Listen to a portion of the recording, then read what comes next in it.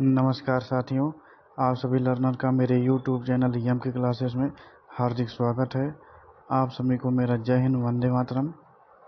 जैसा कि आपकी स्क्रीन पर दिख रहा है, हमारा ये लेसन NCERT क्लास 6 लेसन 7 और इसका नाम है ताप एवं उसका मापन।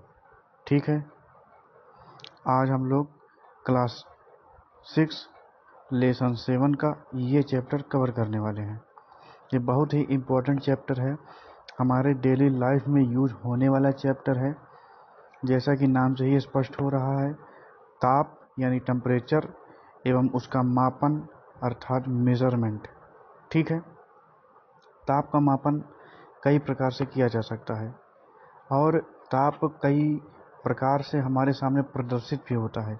जैसे हमारे शरीर का तापमान हो सकता है।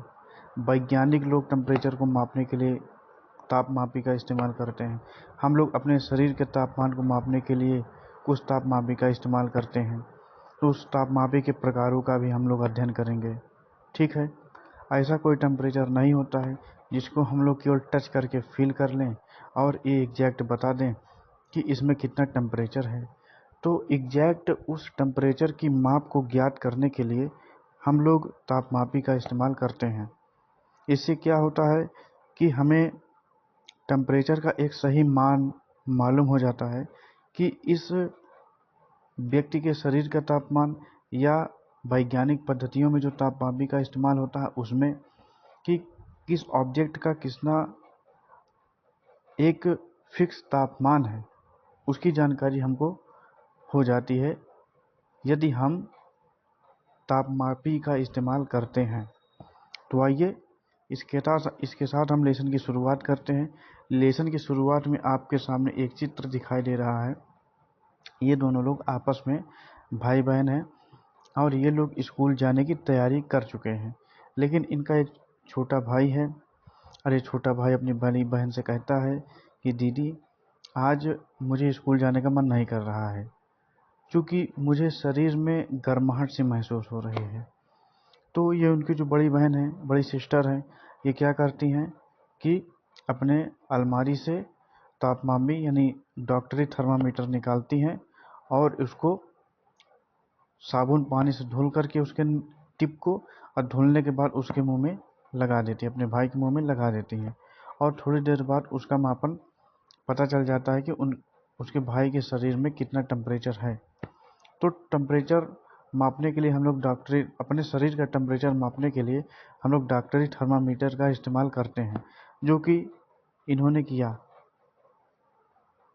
ठीक है, तो जब इन्होंने इनके शरीर के टेम्परेचर की माप थर्मामीटर से की तो पता चला कि इनको बुखार नहीं है, यानी फीवर नहीं है।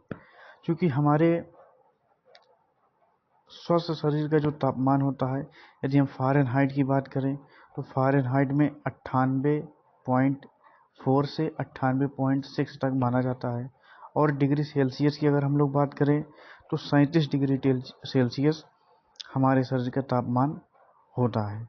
ठीक है, और एक पॉइंट यहाँ पर दिया गया है, गर्म या ठंडा, यानी हमको गर्म किस प्रकार महसूस होता है, ठंडा किस प्रकार महसूस होता है।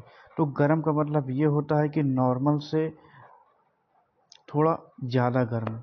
ठंडा का मतलब होता है नॉर्मल से थोड़ा ज़्यादा ठंडा। अर्थात जब किसी ऑब्जेक्ट का टेम्परेचर एक नॉर्मल टेम्परेचर से ज़्यादा होता है तो उसको हम लोग कहते हैं वो गर्म है।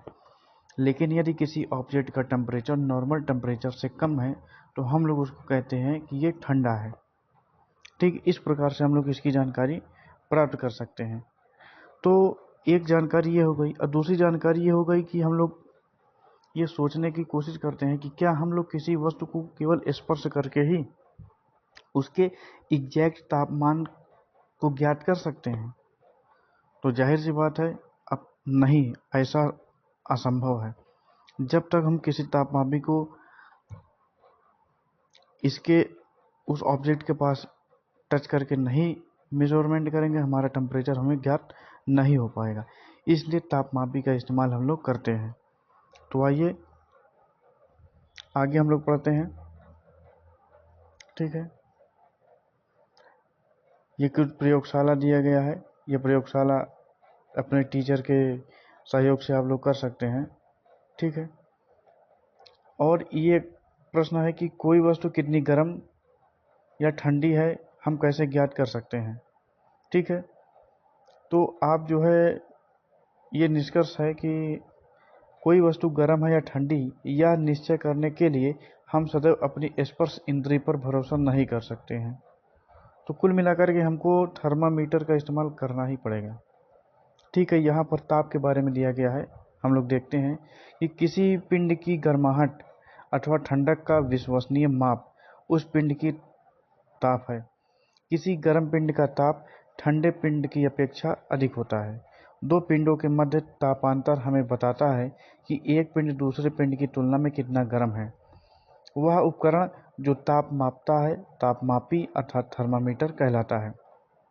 ताप मापने के लिए आपने संभवतः दो प्रकार के तापमापियों का उपयोग किया होगा, ज्वरमापी यानी डॉक्टरी थर्मामीटर तथा प्रयोगशाला तापमापी, ठीक। डॉक्टरी थर्मामीटर मानव शरीर का ताप मापने के लिए प्रयुक्त होता है, जबकि प्रयोगशाला तापमापी कई अन्य उद्देश्यों के लिए प्रयुक्त होता है। आइए अब हम तापमापियों के विषय में और अधिक सीखते हैं और जानते हैं कि उन्हें तापमापन के लिए कैसे उपयोग में लाते हैं, ठीक है। यहाँ पर डॉक्टरी थर्मामीटर का ये चित्र दिया गया है, ठीक है। ये इसका अग्रभाग है जिसको टिप कहते हैं। अंकीय डॉक्टरी थर्मामीटर ये दिखाया गया है और इसमें जो 37 डिग्री सेल्सियस लिखा गया है, स्वस्थ मनुष्य के शरीर का सामान्य तापमान 37 डिग्री सेल्सियस होता है, अर्थात ये डिग्री सेल्सियस पैमाना है। कैसा पैमाना है? डिग्री सेल्सियस पैमाना है, ठीक है। इसके बारे में देखते हैं। संभवतः आप चित्र 7.2 में दर्शाए गए तापमापी से परिचित होंगे, जिसे हमारे शरीर का ताप मापने के लिए उपयोग में लाया जाता है। इसे ज्वरमापी या डॉक्टरी थर्मामीटर कहते हैं। ऐसे थर्मामीटर ताप को अंकीय रूप में दर्शाते हैं। ये तापमापी अंकीय डॉक्टरी थर्मामीटर या डिजिटल डॉक्टरी थर्मामीटर भी कहलाते हैं। ये बैटरी चालित होते हैं। किसी व्यक्ति के शरीर के संपर्क में रखने पर ये तापमापी शरीर का ताप माप सकते हैं, ठीक है। आगे हम लोग देखते हैं। इसको आप लोगों ने डॉक्टरों के पास अपने यहाँ देखा ही होगा।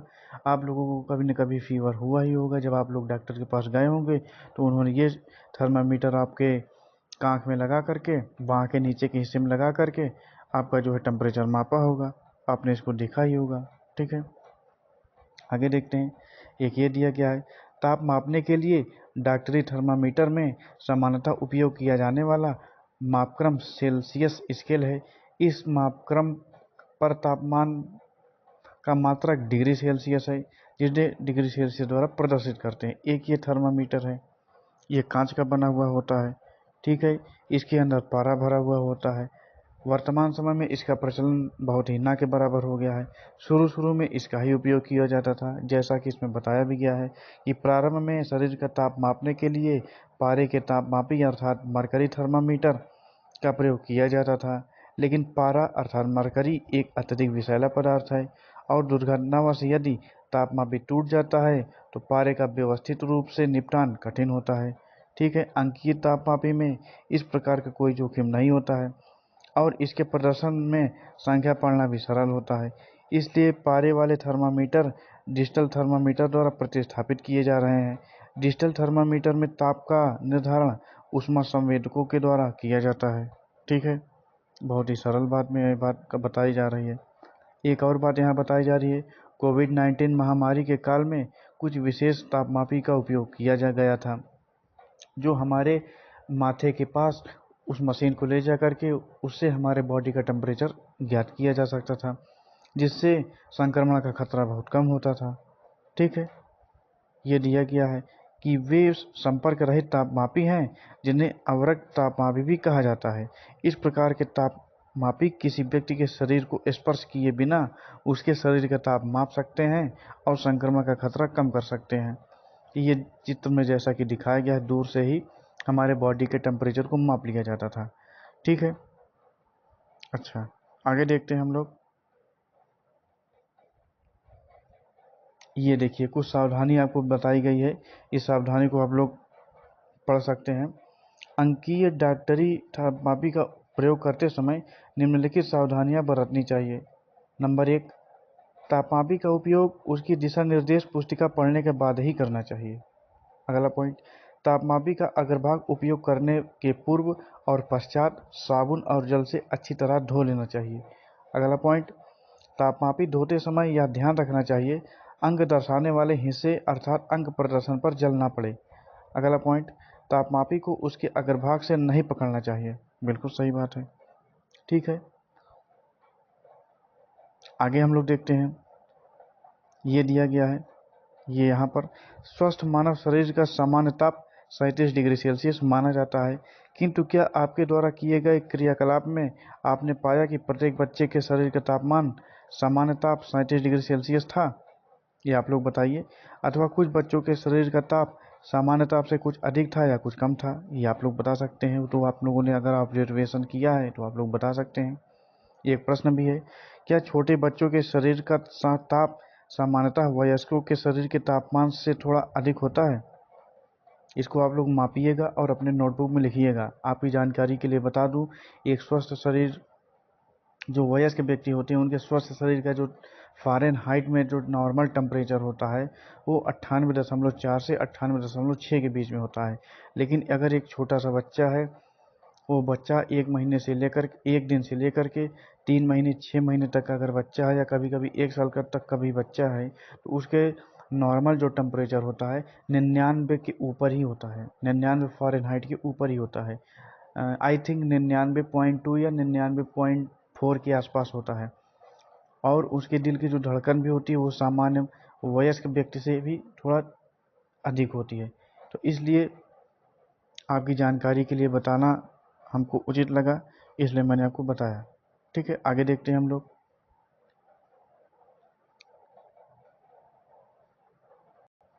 आगे दिया गया है, प्रत्येक व्यक्ति का ताप 37 डिग्री सेल्सियस नहीं हो सकता है। वास्तव में सामान्य ताप स्वस्थ व्यक्तियों को विशाल समूह के शरीर का औसत ताप है।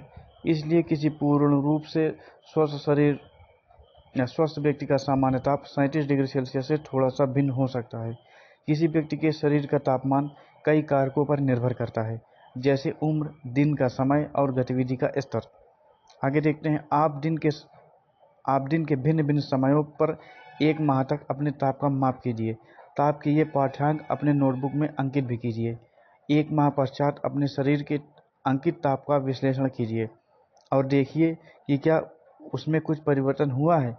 यदि हाँ, तो विचार कीजिए कि इसका क्या कारण हो सकता है। आगे देखते हैं, मानव शरीर का ताप सामान्यतः 35 डिग्री सेल्सियस से नीचे और 42 डिग्री सेल्सियस से ऊपर नहीं जाता है। ठीक है, छोटे बच्चों और वृद्धों के शरीर का तापमान मापने के लिए अंकीय तापमापी कांख में अर्थात बांह के नीचे भी रखा जा सकता है। इस प्रकार मापा गया ताप शरीर के वास्तविक ताप से 0.5 से 1 डिग्री सेल्सियस तक कम होता है। तो इसलिए जब हम लोग कांख के नीचे अर्थात कांख में अर्थात बांह के नीचे जब थर्मामीटर लगाते हैं, तो जो उसका जो टेम्परेचर निकल के आता है, जो उसका जो माप निकल के आता है, उसमें +1 कर लेते हैं।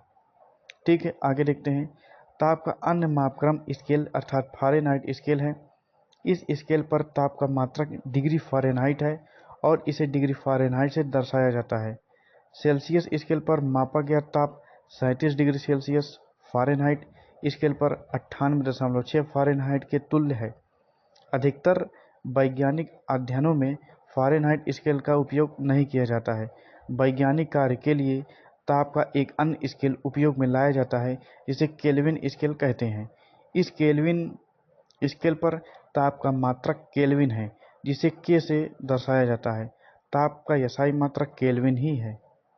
आगे देखते हैं, तीनों ही ताप मापक्रमों के नाम उन्हें विकसित करने वाले वैज्ञानिकों सेल्सियस, फ़ारेनहाइट एवं केल्विन के नाम पर रखे गए हैं। यानी जो डिग्री सेल्सियस पैमाना है उसको सेल्सियस नामक वैज्ञानिक ने बनाया था, जो डिग्री फ़ारेनहाइट पैमाना है उसको फ़ारेनहाइट साइंटिस्ट ने बनाया था, और जो केल्विन पैमाना है उसको केल्विन नामक साइंटिस्ट ने बनाया था। तो इन दिनों तापमापी का नाम उसके बनाने वाले साइंटिस्ट के ऊपर ही रखा गया है। ठीक है, आगे देखते हैं।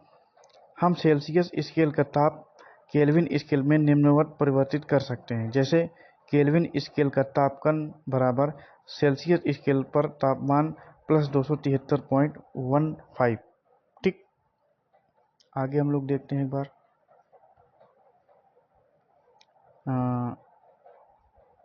यहाँ पर कुछ तापमापी के बारे में थोड़ा सा जानकारी दिया गया है। ठीक है, यहाँ हम लोग देखने की एक बार कोशिश करते हैं। तापमापी के आविष्कार से पूर्व ज्वर का पता कैसे लगाया जाता था। आप लोग ये विचार कर सकते हैं मन में कि जब थर्मामीटर नहीं था तो कैसे पता लगाया जाता था कि हमारे शरीर में ज्वर है या नहीं है। तो किसी व्यक्ति की नाड़ी दर को प्रभावित करता है क्या? उसकी बॉडी का टेम्परेचर। तो भारत में इसका ज्ञान प्राचीन समय में भी था। यद्यपि ज्वर के अतिरिक्त कुछ अन्य स्थितियों में भी मानव की नाड़ी दर प्रभावित होती है, अतः केवल नाड़ी दर के आधार पर ही ज्वर का निष्कर्ष नहीं किया जा सकता है। ठीक है, एक प्रश्न है कि क्या डॉक्टरी थर्मामीटर का उपयोग उबलते जल अथवा बर्फ का ताप मापने के लिए किया जा सकता है? इसका जवाब ये है, नहीं। उबलते जल और बर्फ का ताप डॉक्टरी थर्मामीटर की मापन सीमा के बराबर नहीं है। ठीक है, ये देखते हैं। हम डॉक्टरी थर्मामीटर की माप सीमा के बाहर ताप कैसे माप सकते हैं? उसके लिए प्रयोगशाला तापमापी का इस्तेमाल किया जाता है। तो आइए हम लोग प्रयोगशाला तापमापी के बारे में पढ़ने की कोशिश करते हैं। प्रयोगशाला तापमापी कई प्रकार के होते हैं, किंतु आपके विद्यालय की प्रयोगशाला में उपलब्ध प्रयोगशाला तापमापी संभवतः चित्र 7.3 कक्षा में दर्शाए गए तापमापी के समान हो सकती है। यह एक कांच की बंद मुंह वाली लंबी सकरी और एक समान व्यास की नली होती है। इस नली के एक सिरे पर बल्ब होता है जिसमें द्रव भरा होता है। बाहर से देखने पर नली में बल्ब के ऊपर द्रव का एक संकीर्ण स्तंभ देखा जा सकता है। नली के साथ साथ सेल्सियस स्केल अंकित होता है। ताप में परिवर्तन के साथ द्रव स्तंभ नली में बढ़ता या घटता है। सेल्सियस स्केल का वह चिन्ह जिससे द्रव स्तंभ का शीर्ष स्तर मेल खाता है ताप का पाठ्यांक कहलाता है। ठीक, आगे देखते हैं। प्रयोगशाला तापमापी में प्रयुक्त द्रव सामान्यतः एल्कोहल अर्थात देखने की सुविधा के लिए प्रायः लाल रंग से मिश्रित अथवा पारा यानी मरकरी इस्तेमाल किया जाता है। यहाँ पर एक सावधानी बताई गई है कि प्रयोगशाला तापमापी का उपयोग करते समय निम्नलिखित सावधानियाँ रखनी चाहिए। पहला पॉइंट है, इसका सावधानी से उपयोग करें।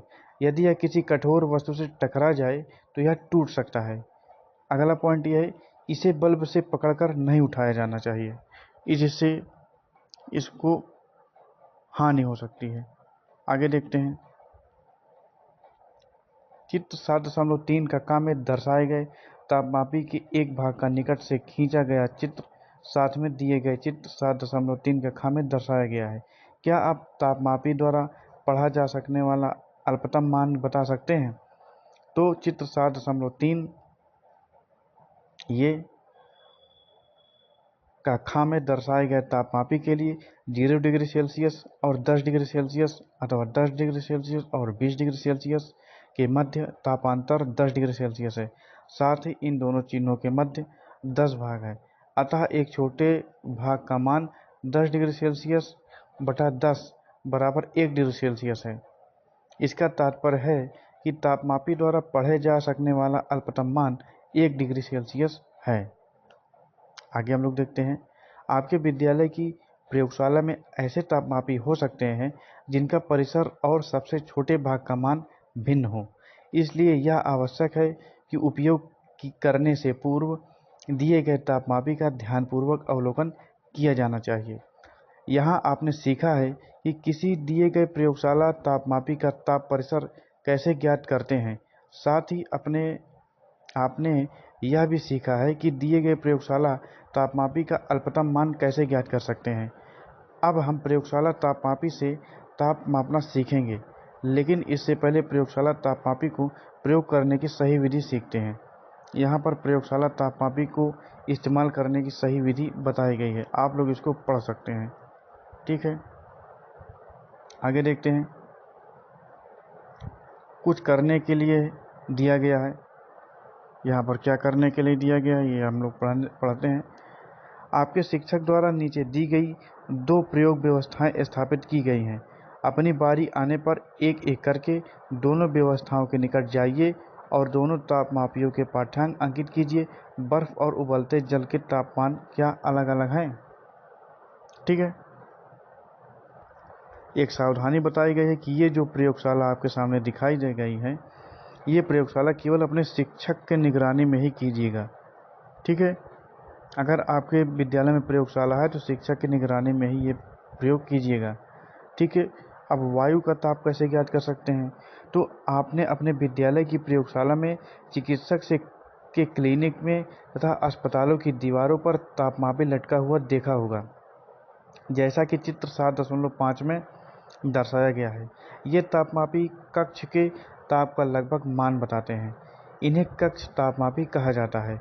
क्या आपने समाचार पत्रों या टीवी के समाचारों में या इंटरनेट पर मौसम पूर्वानुमान देखा है? इनमें प्रत्येक दिन के अधिकतम और न्यूनतम वायु तापी की जानकारी दी जाती है। ठीक। कुछ विश्लेषण यहाँ पर दिया गया, आप लोग अपनी किताब से पढ़ेंगे और उसका विश्लेषण करेंगे, और ये विश्लेषण अपने घर के पेरेंट्स को साथ में लेकर के करेंगे। ठीक है। आगे देखते हैं। और भी कुछ जानने के लिए दिया गया है कि वायु ताप मापन की कई विधियां होती हैं। मौसम वायु ताप पर भी निर्भर करता है, यानी मौसम वायु ताप पर भी निर्भर करता है। इसलिए पूरे विश्व में मौसम स्टेशनों पर इसे मॉनिटर किया जाता है। वायु ताप पर अंकित डाटा बहुत से अन्य कारकों के साथ मौसम के पूर्वानुमान के लिए उपयोग में लाया जाता है। एक यहाँ पर आपको एक वैज्ञानिक से परिचित कराया जाए, जो एक महिला वैज्ञानिक है। आइए इनके बारे में हम लोग थोड़ा सा पढ़ने की कोशिश करते हैं और जानकारी प्राप्त करते हैं। इन महिला वैज्ञानिक के नाम है अन्ना मणि, जिनका जन्म 1918 में हुआ था और इनकी मृत्यु सन 2001 में हुआ था। अन्ना मणि एक भारतीय वैज्ञानिक थी जिन्हें भारत की मौसम विदुषी के नाम से जाना जाता है। उन्होंने कई मौसम मापन उपकरणों का आविष्कार और निर्माण किया, जिसके कारण इन उपकरणों के प्रति भारत की अन्य राष्ट्रों पर निर्भरता कम हुई। उन्होंने भारत में पवन ऊर्जा और सौर ऊर्जा के उपयोग की संभावनाओं पर भी खोजबीन की। इससे भारत नवीकरणीय ऊर्जा के स्रोत एवं क्षेत्र के रूप में विश्व के अग्रणी राष्ट्रों में सम्मिलित हो गया है। इन्होंने इन सारे क्षेत्रों पर बहुत ही अच्छा कार्य किया हुआ है। ठीक है। आगे हम लोग देखते हैं। यहाँ पर कुछ शब्द दिए गए हैं। इन सारे शब्दों की व्याख्या अभी हम लोगों ने की है। ठीक है। तो हम लोग इस पाठ के सारांश की ओर जानते हैं कि किसी वस्तु का ताप बताता है कि वह वस्तु कितनी गर्म है अथवा कितनी ठंडी है। ठीक है।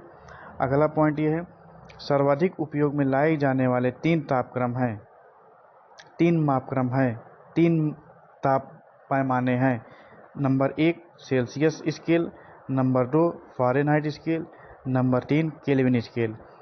इन मापक्रमों के ताप के मात्रक हैं डिग्री सेल्सियस, जिसे डिग्री सेल्सियस से दर्शाया जाता है, डिग्री फ़ारेनहाइट, जिसे डिग्री फ़ारेनहाइट से दर्शाया जाता है, केल्विन, जिसे के से दर्शाया जाता है। आगे देखते हैं। ताप का जो यसाई मात्रक होता है वो होता है केल्विन। अगला पॉइंट, डॉक्टरी थर्मामीटर का उपयोग मानव शरीर का ताप मापने के लिए किया जाता है। अगला पॉइंट, स्वस्थ वयस्क मानव का सामान्य ताप 37 डिग्री सेल्सियस या 98.6 फ़ारेनहाइट होता है। प्रयोगशाला तापमापियों का ताप परिसर यानी मापन सीमा प्रायः -10 डिग्री सेल्सियस से 110 डिग्री सेल्सियस होता है। ठीक है। आगे देखते हैं।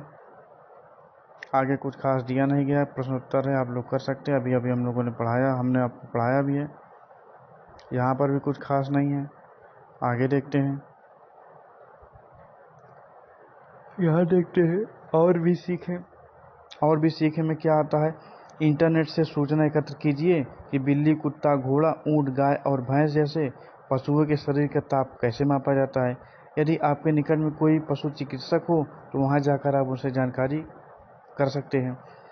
अगला, ज्ञात कीजिए कि भारत में प्रायः कौन से स्थान सर्वाधिक ठंडे और सर्वाधिक गर्म माने जाते हैं, और इन स्थानों पर अंकित किए गए न्यूनतम और अधिकतम तापमान की जानकारी भी एकत्र कीजिए। अगला है, हमारे सौरमंडल में विभिन्न ग्रहों की सूर्य से भिन्न दूरी होती है। इंटरनेट पर ग्रहों की सूर्य से दूरी यानी बढ़ते क्रम में खोजें। एक तालिका में इनकी सूर्य से दूरी प्रदर्शित करते हुए उनका तापमान भी आप लोग लिखिए। तालिका में देखें कि क्या ग्रहों का औसत तापमान उसकी सूर्य से दूरी बढ़ने पर घटता है। यदि यह बात किसी ग्रह के लिए सत्य नहीं है तो ज्ञात कीजिए कि वह कौन सा ग्रह है जो ऐसा है या क्यों है। ठीक है, इस प्रकार से हमारा ये लेसन समाप्त होता है, जिस लेसन का नाम है ताप एवं उसका मापन। ठीक है, तो इस लेसन का सारांश हमें ये बता रहा है कि हम अपने बॉडी का टेम्परेचर किससे माप सकते हैं। यदि हमें किसी ऑब्जेक्ट का टेम्परेचर मापना है, उसका एग्जैक्ट टेम्परेचर की जानकारी एकत्रित करनी है तो हमें तापमापी का इस्तेमाल करना ही पड़ेगा। उसके माध्यम से हम लोग किसी ऑब्जेक्ट की एक फिक्स टेम्परेचर माप सकते हैं। जैसे हमारी बॉडी का टेम्परेचर मापने के लिए हम लोग दो डॉक्टरी थर्मामीटर का इस्तेमाल करते हैं। पहला है डिग्री सेल्सियस पैमाना और दूसरा होता है फ़ारेनहाइट पैमाना। ठीक है, इसी प्रकार से वैज्ञानिक लोग भी अपने वैज्ञानिक अनुसंधानों में टेम्परेचर ज्ञात करने के लिए केल्विन ताप पैमाने का इस्तेमाल करते हैं, जो उन्हें एग्जैक्ट टेम्परेचर का पता बताता है। इस प्रकार से हमारा ये लेसन समाप्त होता है। आपको ये लेसन समझ में आया हो तो मुझे लाइक कीजिए, कमेंट कीजिए, शेयर कीजिए और मेरे इस चैनल EMK क्लासेस को सब्सक्राइब ज़रूर कीजिए, जिससे मैं आप लोगों के लिए और आगे नए नए वीडियो बनाता रहूं। अगर आपको ये वीडियो हेल्पफुल लगी हो, आपके क्लास के एग्ज़ाम के पॉइंट ऑफ व्यू से आपको इम्पोर्टेंट लग रहा हो, तो आप मेरे चैनल को सब्सक्राइब ज़रूर कीजिए, अपने साथियों के साथ शेयर ज़रूर कीजिए।